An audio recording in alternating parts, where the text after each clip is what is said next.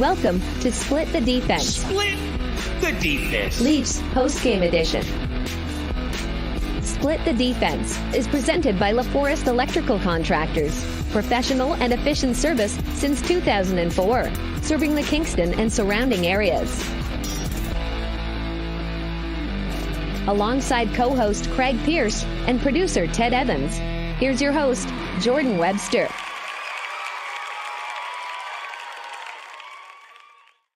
And we're back on Split the Defense, Leafs postgame. I'm Webby with CP and producer Ted in the booth. Some thumbs up this episode, subscribe to our YouTube, rate us 5 stars, and leave us a comment. We love those. Leafs went down 4-1, battled back, and forced OT, but Dylan Larkin keeps the Red Wings' playoff hopes alive. Matthews scored 69, nice, and there are some other positives we can't take away from this one. What do you take away from this one, CP? I mean, you could kind of tell that, one team's playing for their season and the other team's got their playoffs locked down. But it was good kind of to see Sammy bounce back for, after a rough game last game and a kind of a rough first period. He was able to kind of find his head and, get back into it. It's tough that they, lost, but when you take a penalty, like with 10 seconds left and you're going into overtime, that's of death. So. Yeah, Samsonov was great. I mean, letting 4 in, I thought the big topic tonight was going to be Ilya Samsonov is starting to become unfit and looked like he's not the guy again, but he really battled back, and he is the reason they got to overtime, gave him a chance. He made some massive saves, especially near the end of the game. There was one with 10 minutes left, too. That was huge. Just basically wide open in the slot and made a huge save. So, yeah, multiple game saves. Absolutely. But it didn't really matter, like you said, for the Leafs. The Leafs are stuck, cemented in third place.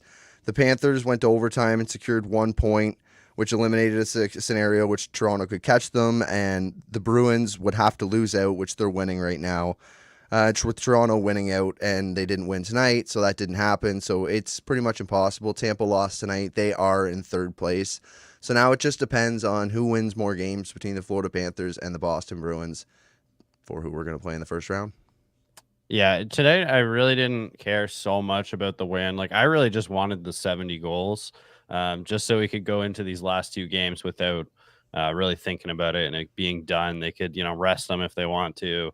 We don't have to kind of push it. But my girlfriend actually brought up a good point. Like, it'd be nice to get 70 in Florida against Florida, So if that happened, like, that'd be good going into a matchup with them. I would take that. Yeah, so from David Alter, says, with his goal tonight, Austin Matthews is now on a career-high 8-game goal-scoring streak, tying Mitch Marner, crazy, and Babe Dye. Of course, Babe Dye. Dye is also first, second, and sixth on that list. He holds the record with an 11-game goal-scoring streak. So Matthews scored again tonight. He could continue scoring. I don't think he can reach 11. There's not enough games left in the season for him to break that. But at this pace, he could conceivably get 70 at any point now. But there's 2 games left in the season. Do you think that he's going to be rested? Do you think the 70 is going to take precedent? I don't know. Like, Sheldon Keefe seems to think that he's not thinking about it at all. But, I mean, it's a huge milestone to get 70. So I feel like he'll probably, I think that he'll play both games if he doesn't get it in the next one. So I just hope that he gets it and then you don't have to think about it. Rest him the last game. But, yeah, I don't think, what's the difference between 69 and 70? Like, I know, it's been an amazing season either way, so I think they should kind of shift their focus to the playoffs. But but 70's huge. Like, 70's a massive milestone. Like, we as humans, we love round numbers, especially as hockey fans. We love round numbers. To see him get 70 is super important, and I don't think that he should be sitting maybe the last game of the season. But why? Is it really that beneficial? Yeah, I mean, and there's no list of how many people got 69 goals, the list is how many people got 70. So, I mean, yeah, is it a huge deal if he rests or not? I don't really think so, to be honest. You've played enough games, it's gonna be a 1-day difference, really, between going in the playoffs or not, because they play back to back. So, but maybe actually I'm just kind of arguing against myself, maybe because it's back to back, you don't want to force an injury, but it was like kind of eye opening when he went into the boards hard, like when he went skate to skate with Willie. And like that's where, like, you know, when you go head first in the boards, everyone's kind of gonna hold their breath for a second. Luckily, you didn't even miss a shift. Like you literally didn't even go off the ice, which I was very surprised at. But you know, you are taking that risk, I guess, in a way. But yeah, I don't know. I'm on the fence. I think the risk is worth the reward, the ultimate reward at the end. And I think it's going to be all put to bed because I think he'll play the next game and he'll score 70 and that'll be it. His mark will be 70. He might even get 71. He could get 2 goals in that game. Like, it's not inconceivable. But I think he gets 70 in the next one, and then after that, there's no talk about it, and then he just gets to sit the last game of the season. But rough night for injuries, and that's really where I want to go to start this show tonight. It's like Volino boarded Lily. That was brutal. Yeah, should that have been a major? Yeah, I thought so. That was like a clear, like he knew the result, and it wasn't like one of those like, you know, really quick plays. Yeah, I don't know. I hate that. That's a tough one. When you're just driving a guy's face directly into the boards, like hands on his numbers. I'm not afraid to sit here and say Joe Volino's a dirty piece of shit. I remember something he did in the Olympics a little while ago. He kicked at somebody's leg with his skate. Ooh. And it was like World Cup or something like that. It was an international play. Dirty bastard. And he knew exactly what he was doing, and he shoved him hard, and his head snapped right into those boards. Lily taking another one just after he comes back. Not good. But after that, Bobby McMahon leaves the game with a lower body injury. Yeah. And then Jake McKay blocks a shot with his face and didn't return for the third. So he was out for a while. Lots of guys down tonight. That's not a good thing to be happening at this time of the year, but those really aren't guys you'd be sitting, are they? No, no, not really. It's not. I mean, maybe McCabe. I mean, he's already sat a game, so like I'd say that he probably is. But yeah, it's that's a tough and unlucky one. Like, how many times does he block shots, and to get one off the face is just a tough break. You kind of see this one where, like, I wish I got a better look at him, because some of these are like actually like a fractured face, like fractured orbital bone or something. Some of these are just like, just need a lot of stitches. So it's going to suck. We're going to see him with a bubble on or a cage on either way, but hopefully it's not like some guys from a block shot, and it was kind of like a quick deflection off his stick. Right. So, but like guys have missed months from this type of an injury. So hopefully it's just a bit of superficial stitches and put the bubble on. And actually, maybe that'll be good for him, because you can be so much more aggressive with the bubble on. So maybe McCabe can just go apeshit with it. Maybe, yeah, but like that's not good. Hopefully he doesn't miss any time because of that, and he's okay. I doubt we'll see him now for the next 2 games. Yeah, you think he's done till the playoffs? Yeah, if you get that many stitches in your face, like he's going to be so sore. Like, you might as well just give him the rest. The problem is that the defense hasn't been looking great in the last 2 games. So like you kind of wanted to have sort of your playoff lineup in there, so you could see, like, even having Edmondson out tonight, like that's another one where it's like, I want to see more games of like what we're actually going to see, but maybe it comes down to we don't get like our perfect D lineup just from injury or whatever the case is. So yeah, and not just the D, but the forwards as well. Like, no more me and my Bobby McMahon. Yeah, yeah. Like lower body injury, like that's going to be day to day. So he's probably done for the rest of the season too. You think?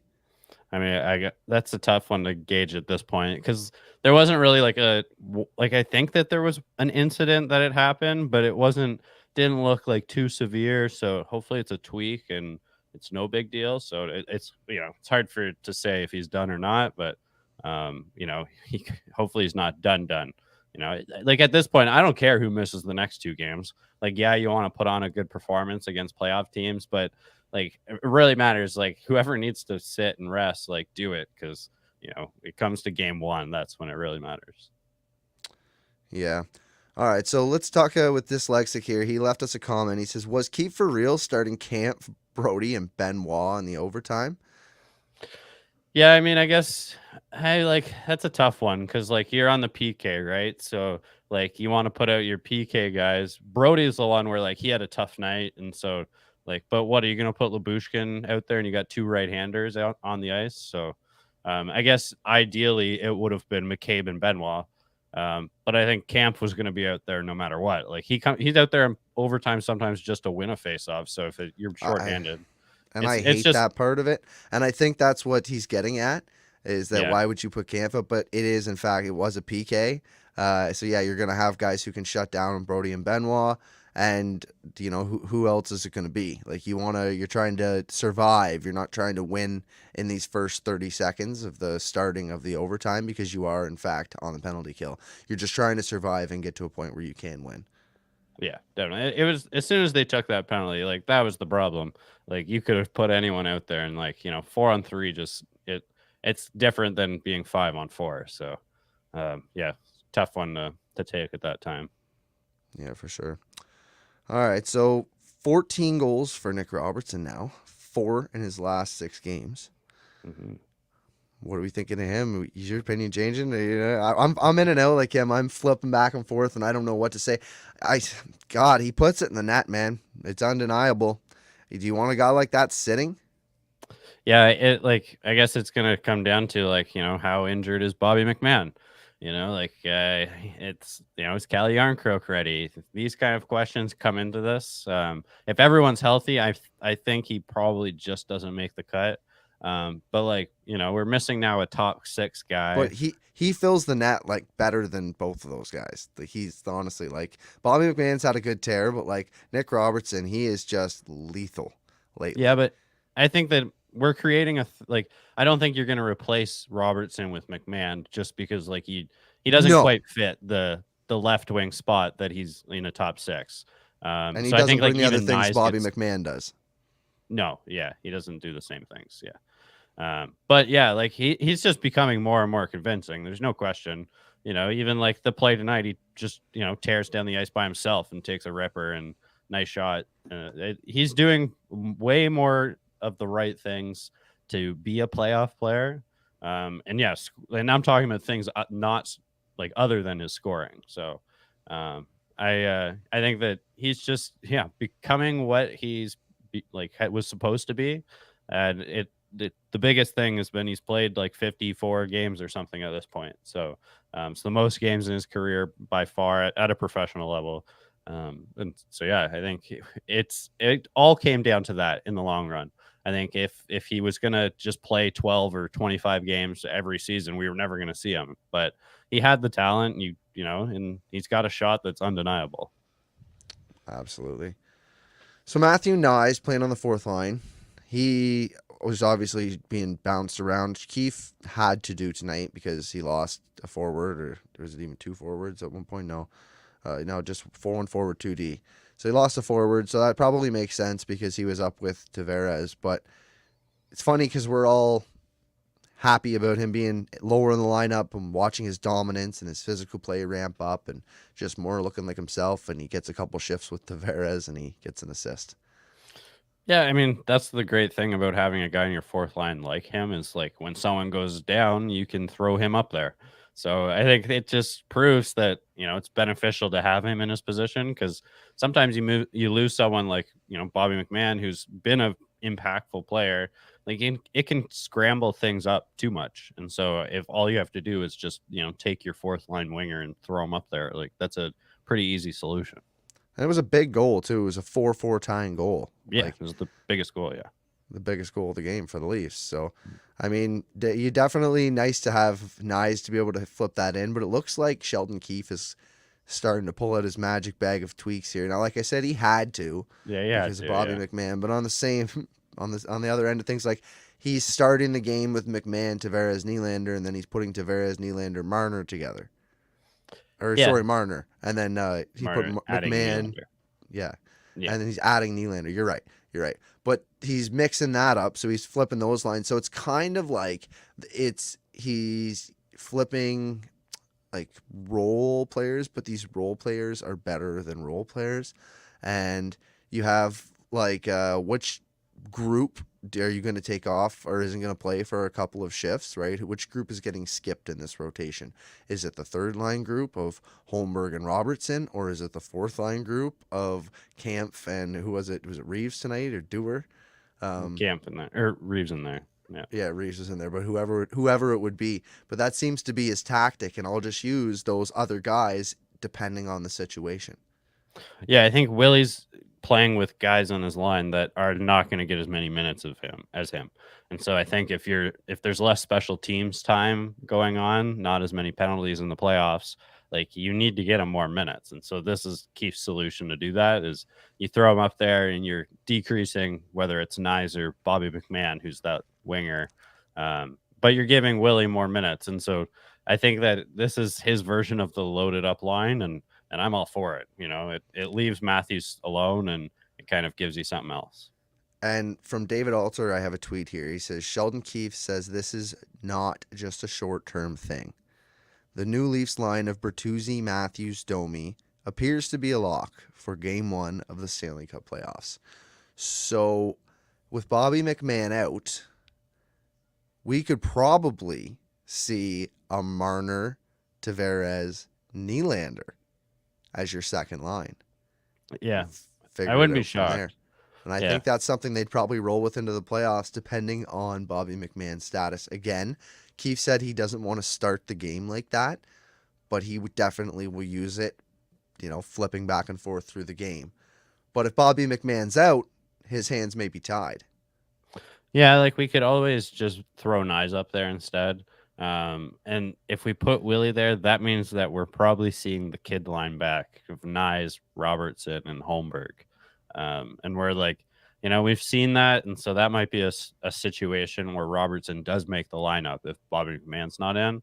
But that's a very sheltered line, but due to injury, you got to do what you got to do. So, and I wouldn't want to create something brand new that we haven't seen. And we've seen a kid line do pretty good. They give up chances, that's for sure, but they do put it in the net as well. So I guess you could just see what it's like, but preferably, you don't have to do that.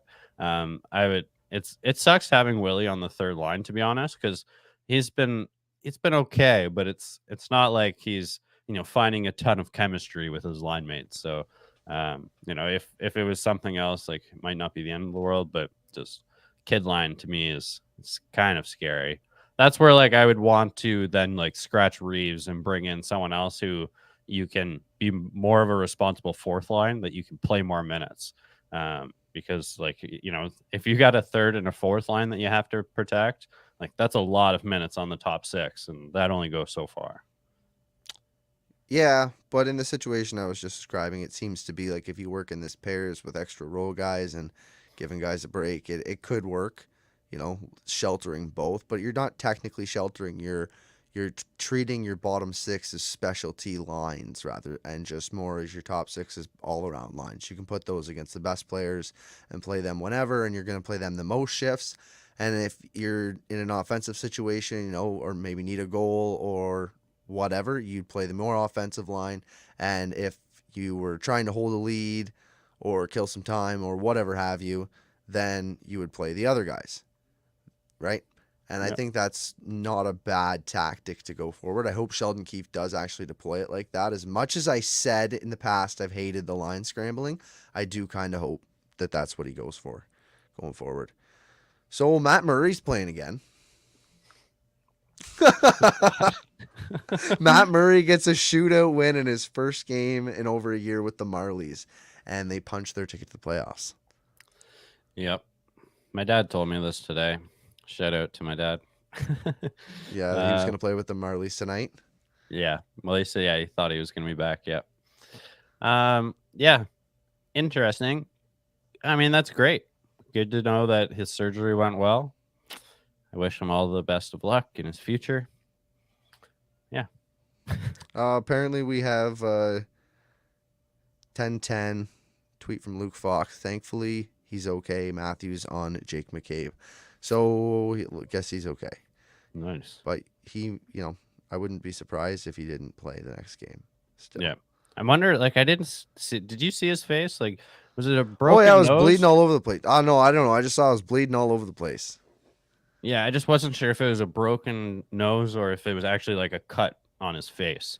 It can go so different ways there. So hopefully broken nose is something that they all deal with. But stitches are a different beast. So hopefully, I mean, if he just has a little broken nose, should be fine.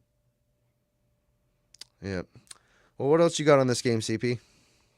I mean, not much. I was half watching the UFC, but yeah, I don't know. We really covered everything other than the bad start. Like, it was kind of a decent game. Sammy pulled it together. I was really hoping for Matthews to get 70, but other than that, I think that's it. Yep. Do you want to chat quickly? Arizona's no longer a hockey team. They're moving to Salt Lake City. Well, like a little twist. They might be on a hiatus. Sounds like there's a chance for them to be back in 5 years, but for now, gone to Utah, which, I mean, a buddy of mine said Kingston would have been better than Arizona. So I think like it is, they're moving to, at least they're going to be playing in a full-size building. That's it. Yeah, absolutely. I wonder if with the change of management and a change of thought process that you take everything that Arizona has built, because they had been building a good group. They have lots of young talent. They're not quite there yet, but they got lots of young talent, lots of draft picks. And I wonder if this Salt Lake City team becomes a force in a few years. And that'd be hilarious. Yeah, and it'll be funny. It'll be funny if Arizona comes back and they do an expansion draft and they're just fucking terrible again.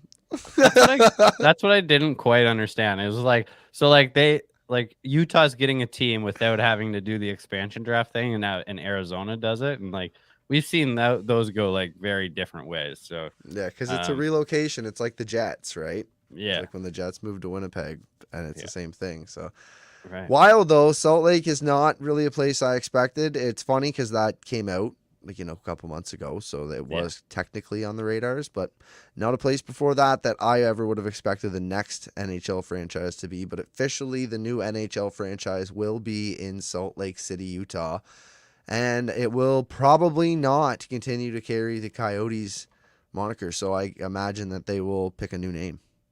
Yeah, I hope they do. What do you think they're going to be named? What's the best? Is it going to be Utah, or is it going to be Salt Lake City? That's my first question. Salt Lake City is where they're going to play, apparently. Yeah, but the team name, like, like true. There's the Utah Jazz. That's true. They could just go Utah. Yeah. So I kind of hope they go with Utah. I like relating it to the other sports. So, but I mean, I don't really have a name off the top of my head. Like, it's a tough little spot you put me in. Yeah, no worries. All right, I just thought that was interesting. The Arizona Coyotes, franchise that have been around, for as long as I can remember, are moving. They've always been shitty. They've had a couple of good runs, but that's it for them. And really, Shane Doan should be their like mascot, their emblem. When we if they like come back, it should just be Shane Doan's face instead of the coyote. That's all. There you go. Just jerseys with Shane Doan's face on it. Yeah. Yep, that's a great idea. That's exactly what they should do. All right, anyways, that's a wrap for us. Thanks for joining. Split the Defense, Leafs post game. We appreciate your comments. To show support, hit that like button. Subscribe on YouTube. Please rate and review the show. We want your feedback. You can find us on X at STDP Hockey and search for Split the Defense on all other socials. We'll be back against the Panthers Tuesday around 10 o'clock. Till next time. Peace. Thanks for tuning in to Split the Defense. Split the Defense. Leafs Postgame Edition. Hosted by Jordan Webster, Craig Pearce, and producer Ted Evans. Split the Defense is presented by LaForest Electrical Contractors. Professional and efficient service since 2004. Serving the Kingston and surrounding areas.